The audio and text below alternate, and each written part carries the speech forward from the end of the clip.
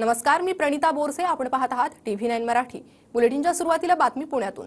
पुण्यातील बावधन परिसरात हेलिकॉप्टर कोसळलंय, तर हेलिकॉप्टर कोसळून 3 जणांचा यात मृत्यू झालाय. 2 पायलट आणि एका इंजिनियरचा यात मृत्यू झाल्याची माहिती समोर येते, तर धुक्यामुळे हेलिकॉप्टर कोसळल्याची देखील माहिती आहे. पुण्यातील बावधनमध्ये हा अपघात झालाय. ऑक्सफोर्ड हेलिपॅड आहे, तिथून 7:30 वाजता टेक ऑफ केलेला आहे.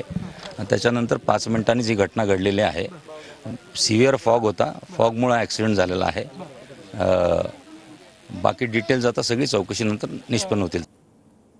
आणि याच प्रकरणात ही महत्त्वाची अपडेट. पुण्यातील बावधनमध्ये हेलिकॉप्टर कोसळून 3घांचा मृत्यू झालाय. पायलट गिरीश कुमार पिलाई, पायलट परंजित यांचा मृत्यू झालाय. मृत झालेल्या पायलटची नावं समोर आली आहे, तर इंजिनियर प्रीतमचंद भारद्वाज यांचाही यात दुर्दैवी मृत्यू झालाय.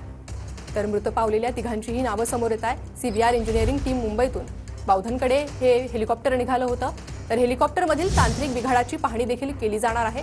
दरम्यान पुण्यातील बावधनमध्ये हेलिकॉप्टर कोसळून ज्या 3घांचा मृत्यू झाला होता, त्या 3घांची नावं देखील आता समोर येत आहेत. तर पुण्यातील बावधनमधील जंगल परिसरात हे हेलिकॉप्टर कोसळलंय. 2 पायलट आणि एका इंजिनियरचा या दुर्घटनेत दुर्दैवी मृत्यू झालाय. याच हेलिकॉप्टरमधून सुनील तटकरे मुंबई सुतारवाडी प्रवास करणार होते, तर हेरिटेज एव्हिएशन कंपनीचं हे हेलिकॉप्टर असल्याची माहिती समोर येते. धुक्यामुळे हेलिकॉप्टर कोसळल्याची प्राथमिक माहिती आहे. तर हेलिकॉप्टरनं बावधनमधील ऑक्सफोर्ड गोल्फ क्लबमधून उड्डाण घेतलं होतं. बावधनहून मुंबईच्या दिशेनं हे हेलिकॉप्टर निघालेलं होतं, तर उड्डाण केल्यानंतर अवघ्या 3 मिनिटातच हे विमान कोसळलंय.